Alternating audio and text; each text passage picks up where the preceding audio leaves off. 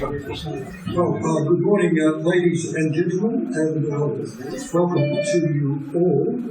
We'll begin this morning's book launch and our other discussions with the traditional welcome to country. The formal words I'll use this morning have been endorsed by the United Unbreakable Elders Council.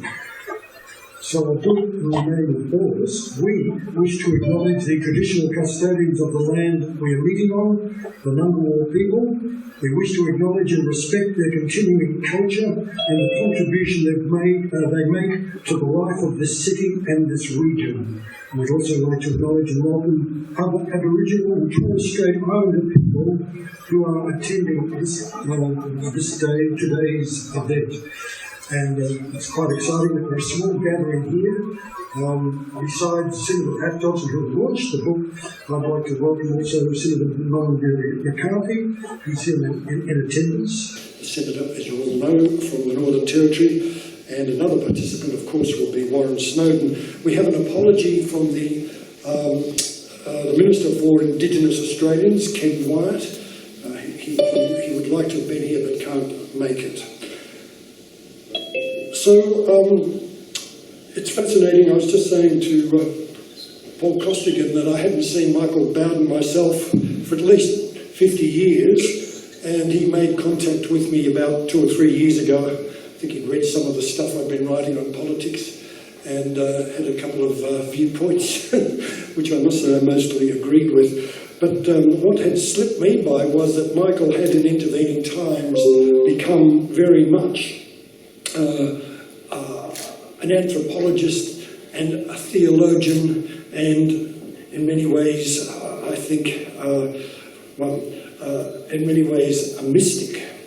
But it's a mystic in terms of the respect and the discovery he made for mystery via the experience of the first Australians he was working with in the Northern Territory.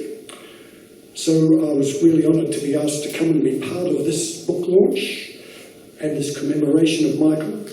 And that reminds me, there is a warning to First Australians that we do have images of people who have passed away, being displayed here today. And of course, the central image is Michael J. Bowden himself. So now I will ask the publisher of Alella Books, the publisher of this book, Unbreakable Rock, Professor Michael Pera, to join us and have his say. Michael. Order. Greetings. What's up? Welcome on this NAIDOC week. I'm in the Jarralane Hills in central Gippsland, Gurnai country, and I pay respects to the elders past and present for carrying this land over countless generations. 12 months ago, I was in Cambodia as a business volunteer to Northern University and DCD, Developing Cambodia by Degrees, an open e-learning institute for Khmer architecture, engineering, open and e-learning. A last-minute change of plans sent me to Darwin. I came home via Darwin. At 4 a.m. I was met by Mike Bowden, a huge frame of a man, devastated by motor neuron disease, but talking to me via his iPad. We drove to Darwin's harbour overlooking Bathurst. He told me of his thesis, of the doctoral thesis of the Alchira Dreaming and the Cosmic Christ, and the rejection slips that he had received from publishers. I said, "Would you like Alella Books to publish?" "What's Alella Books?" he said. Alella is a Catalonian village in the north of Barcelona.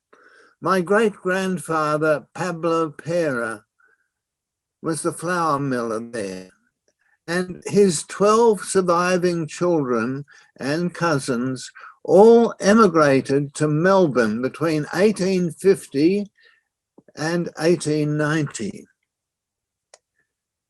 Mike's face gave the reply, yes. We agreed to publish while he was still on the twig, and I warned him of the enormous effort.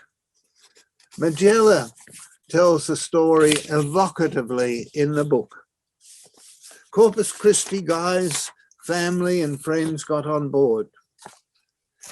In precisely 9 months,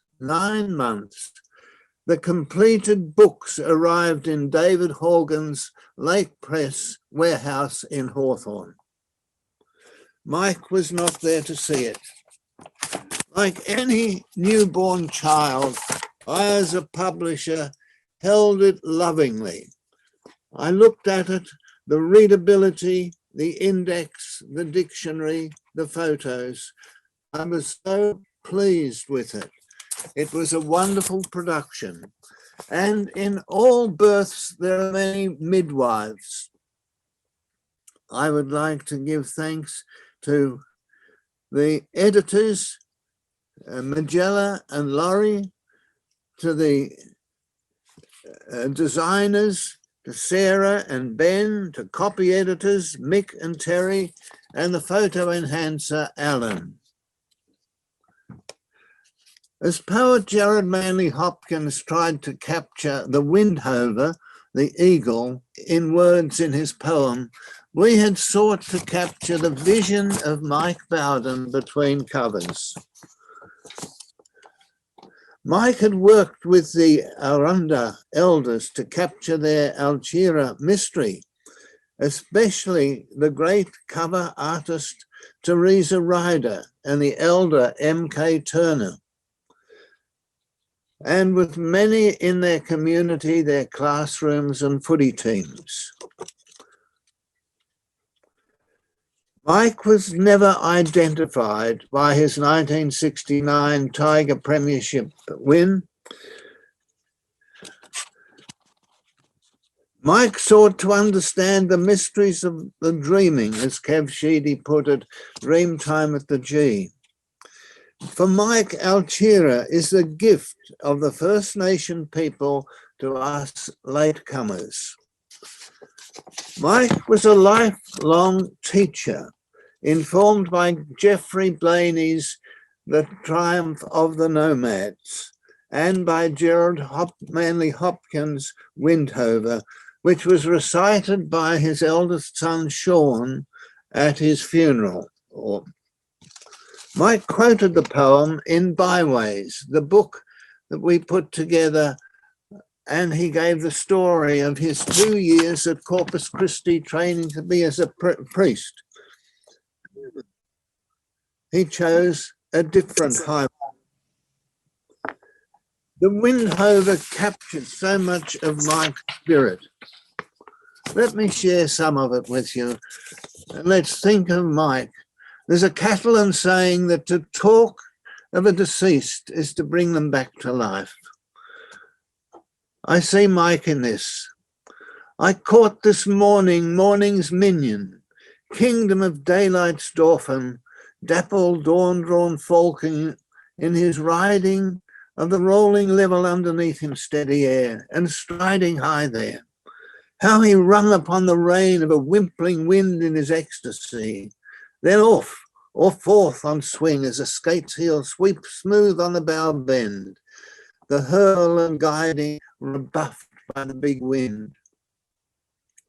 My heart in hiding stirred for the bird, the achiever of the mastery of the thing. Brute beauty and valour and act, O air pride plume, here buckle, and the fire that breaks from thee, a billion times told lovelier, more dangerous, O my chevalier. Mike follows that chevalier. For him, the chevalier was the Jesus of the gospel.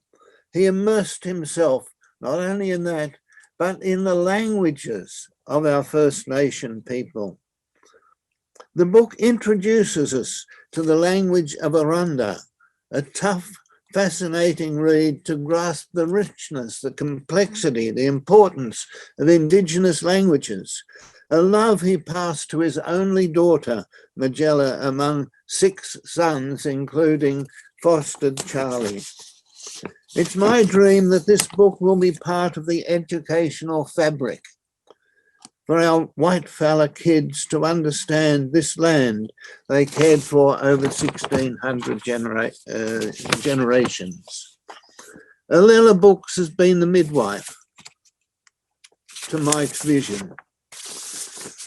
Mike and I agreed that this was not to be a money-making venture, but an ideological adventure to give the white fellas a glimpse of our black fella Alchira mystery. May I urge that you get a copy. Share it as a Christmas gift with your family and friends. Put it in their hands so the message may get into their minds. Go to your local bookshop, or in these COVID days, buy it online direct from alelabooks.com. In this book, we truly grasp the culture of the land, the way of life and language of our Indigenous mobs. It also tells of enculturation, the clash of cultures that Pat Dodson met as parish priest, and its remarkable consequences for him to be our father of reconciliation. Paddy and I have 2 things in common. We were both Catholic priests in the first decades of our working life. He in Darwin, I in Melbourne.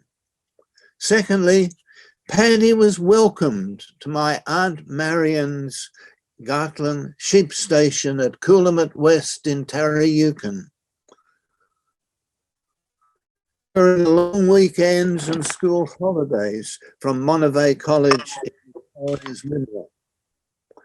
Buddy and Chris Gartland, his 2 surviving surrogate siblings from the Gartlands, are now watching this book launch from Portland and from Deniliquin. Alela Books has been the midwife to Mike's vision. We're proud of that. Please get copies at this launch or at alelabooks.com and imbibe its message. And thank you, Senator Paddy, for doing us the honour of launching Mike Bowden's book. And now I hand you back to our MC, Paul Bongiorno.